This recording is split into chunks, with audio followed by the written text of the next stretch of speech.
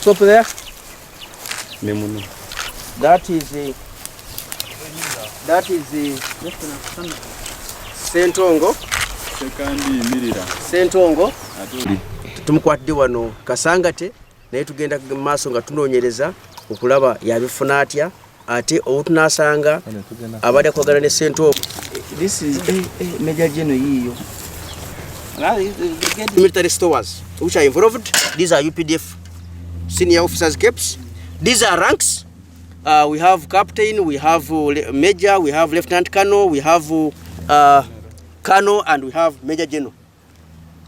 All these military stores were found in his house. Twakwata ono Sentongo Adams abadde ayita kuba lieutenant colonel wa UPDF nga ina ebintu byamaje ate mutubanye bulungi musango zino ngatoza feza amaje twamukwatira mu kitundu kibayita Kasangati egayaza village zino zama zine kofira za senior UPDF officers wano omulaba yali mu biseera bye ebyedembe obano mukyala we nga yambadde uniform za feza UPDF wano zino kofiro zilaba ceremonial za senior UPDF officers tenye kuzambala ku mikoro zino pips obe nyota eno ya captain eno jira bulungi nayo captain zino za major eno lieutenant colonel kati obadde nga kusooka bali abantu nga bamulaba nga ali captain naye abadde nga agenda nga irinyisa n'afuna eddaala lya major n'ava ku major n'afuna lieutenant colonel naye abadde ne pips za full colonel nazo muziraba wano ceremonial pips oba ranks za colonel naye wano ate abadde nga ye promoting ze natuka ku major general wana abadde afuuse 2-star general naye ffe twamukwata nga ayambadde ranka ya lieutenant colonel eno toy pistol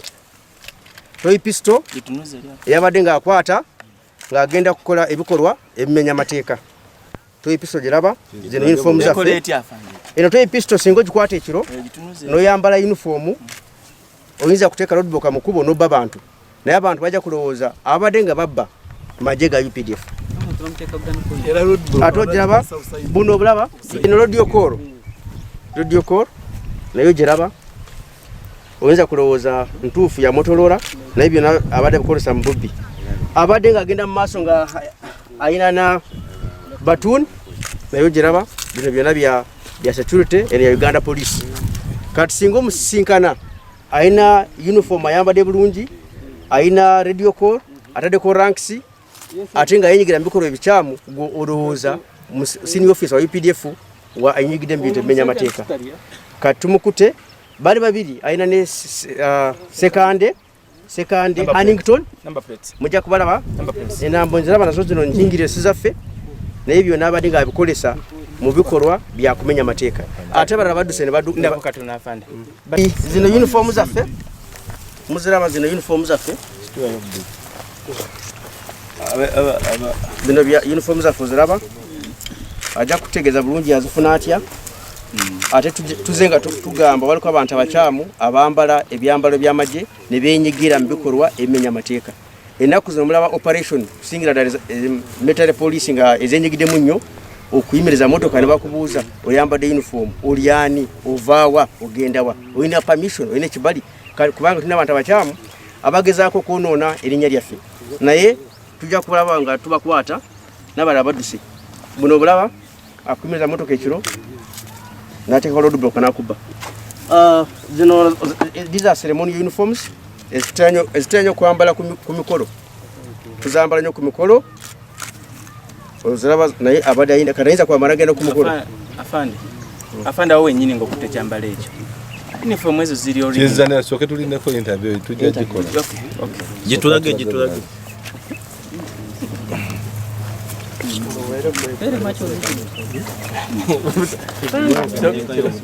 msoke mujeje ati baina kumaliza nawe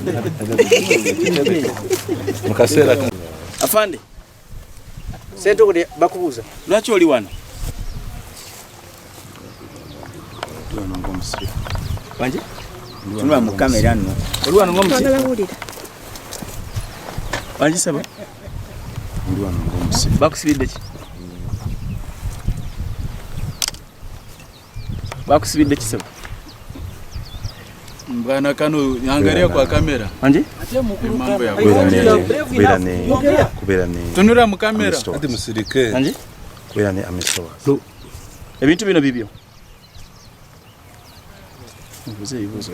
Sente tubulireko. Ebintu bino wabifuna otya? Afande tunura mu kamera. Tunira kamera. Oli musirikale? Sente tunulire naye. Ate bino wabijjawa? Waliwo yabimpa.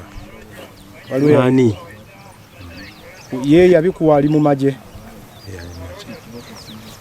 Yani.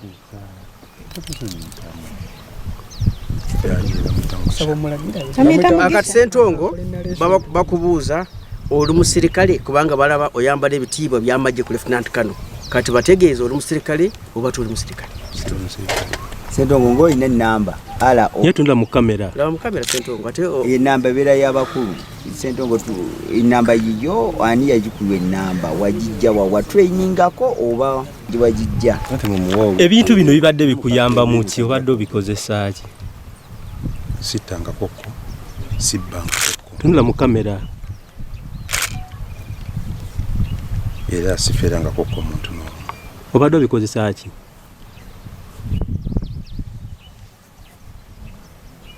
Nali negomba obusirikale nga bakulu. Lwaki tewagenda no training? Nagendangayo naye nga bwe ngenda bangamba emyaka gyange giyise. Sente ebyambalo bino biri origino. Mukisha n'abikuwa. Ne ranks zino zijjawa. Nezijambuya. Nga baziguza bakola bati. kati Wazifuna otya? Ndamu obukugu obumala oba? Ojebeera mu bifaananyi. Nedda. Kati bakola okyofuna ranks zino n'engoye ez'amagye. Mukama wange nkikunnyonnyodde. Mugisha omuyita otya eyabikuwa? Era akolerawo aliwo mukambi yawo. where he got our army stores. We are following. We are following, and we shall make sure he tells us where he gets army stores. Kampala, but also putting on our army uniforms to commit crimes and tarnish our image. You can see. You see there. He has been involved in issues concerning land grabbing, and as you are all aware, UPDF, we are not involved in land issues. These are the people who have been moving around, protecting land grabbers in Kampala. And these guys, they are senior UPDF officers. Secondly, he has also been seen going to the police posts to try to rescue or save. He goes there, he puts on army uniform, he says, I'm so and so. I have come here to tell you that you set so and so free. He's here now, he's in our hands. Who are still at large, they have run away. But we shall also hunt for them. Therefore, the members of the public, we have been telling you that for us, we are not involved in these activities. These are part of the criminal gangs. But give us timely information. Ssentongo, kati uno Ssentongo mulaba. Ssentongo lwaki oli wano? Nze private second Huntington. Oli musirikale? Ndi musirikale. Kyaze kityo okukukwata? Baali bakutte Ssentongo oyo nali manyi nti musirikale okuva obwedda. Omulama nga bandooza nti musirikale. Naye baamukwata ne bamutwala e Kasangati. Kati omu ku mukwano gwa Afande gwagambye yadduka. N'akubira munange n'agamba nti Ssentongo bamukutte ali Kasangati mu barakisi. So nze n'angamba nti naye angambye ngende wa mukyala we mugambe nti bamukutte. Bwe nava ku mulimu ne ngendayo ne tusanga nga bwe nasangira Ssentongo nga bamulese ku saaki. Nange ne bangamba ssemigulupu n'enzija. Ssentongo mmanyi? Mulaba bulabi mbanenga mulaba nga officer. Abadde atera kukola biki? Si nnyo nti abadde nnyo mukwano gwange mbadde musanga wansi ne weeru wange mu bulamu bwange nakamusanga emirundi giringa 3. Twasenkanako mu bbaala ne musangako mu kkubo era emirundi nga 2. Lwaki mu bantu bonna gwe bagambye oddeko mangu omuyambi oba ogame mukyala we? Yantumidde na muntu ndowooza nga olindoza gwe yatumika ekyamwangu yidde oli wamulabako emirundi 3 ne mujjawo enkolagana eyo tulina nnyo nkolagana naye nga olaba nti office nosanga officer naawe nga junior officer ogegomba okuba nti mukwano gwo naye nga isimanyi nti si musirikale. Namba yo eri ki mu magye? Yange eri RA 184312 private second Huntington. Where are you attached? Internal Security Organization. Where? Nakasero. Ono abadde atera abantu bo badde batera mukozesa mu bikigwe byo badde otero musanga. Si tera nnyo badde simanyi nnyo operation zibwa zikola badde sita nnyo mani nga nti olwasooka namusanga mu bbala nanyini bbala n'amundaga ndio yo officer. Onako olwasooka olwokubiri ne musanga kubo ku uniform. N'olunaku olwokusatu. Kukubo lyawa ekirekeeyo. Ebbanga ttaano ziseeko intelligence yaffe yafuna information mu bitundu bya Kasangati ngwaliyo omuntu omusajja obaita Sentongo Adams John ate mutuuze mu kitundu ekyo ate nyo kwenyigira mu bintu ebimenya amateeka naye nga balowooza musirikale waffe wa UPDF ku ddaala eryali front kano intelligence yaffe ne movinga tinga abantu mu magye nawe ng'agenda mu maaso ayirinisa naye ameja yajambalako Lieutenant Kano yayambadde kati ne ya General waliko efana bitufunye nga yambadde ranka ya brigadier efana mu birabyeko kati abadde nga akyusa ku ranks kusinzira ku mission eyagendamu. Tusanze ebintu bingi mu magye ebya military stores ebintu ebya magye bitukolesa uniforms pairs nganya muzira byawo engato za magye abadde nga ina toy pistol eyakolesa mu bubbi alina walkie-talkie radio call alina signs za traffic ezikuyimiriza motoka ng'ekiro ne engato ne ceremonial uniform za magye ne pips za ceremonial ebyo nanga ne enkofiira za ceremonial ebyo nabadde nga abirina naye abala babiri baduka tukyabalinya kagere tukubakwata nabo tubatwale mu kooti za magye naye tuze nga tugamba bana Uganda twaluka abantu abakyamu abambala uniform za magye nibenyigira mu bikolwa ebimenya mateeka ate abantu ne balowooza babadde basirikale katono singa musisinkana kukubo ayambadde ranka ya Lieutenant Kano aba senior officer olowooza wayenyigide mu bintu bimenya mateeka abadde nga agenda nnyo okulaba nga wa obukuumi oba protection mba grand grabbers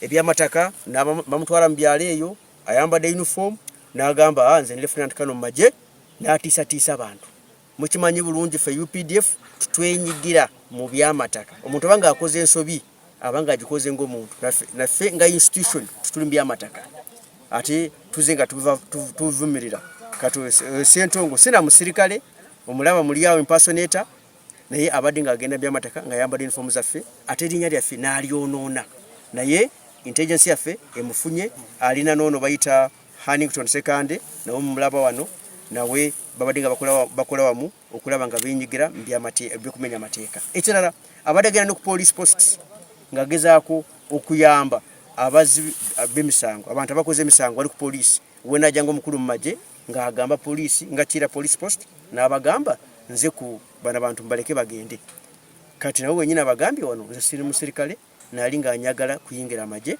naye emyaka ebadde egenze omulaba emyaka emubiri akatambaala ate naye abadde nga akolesa uniform yaffe okumenya amateeka kati fe nga UPDF tukirizibwa kutwala civilian yenna okusinzira ku UPDF Act 2005 section 161 etukiriza okutwala civilian mu kooti zaffe z'amagye singa tukusanga ng'olina ebikozesebwa oba olina UPDF stores kati ebintu byonna birina afande omusajja ono asangiddwa n'ebyambalo ne pips ez'amagye eziri original awatali gamba nti nchupule yazifuna atya kati intelligence yaffe ejja kugenda mu maaso n'ebeera ng'enoonyereza kubanga abadde nga tayagala kwogera bintu bingi najja kulaba ng'efuna ebintu bino yabijjawa singa tusanga yabijja mu stores zaffe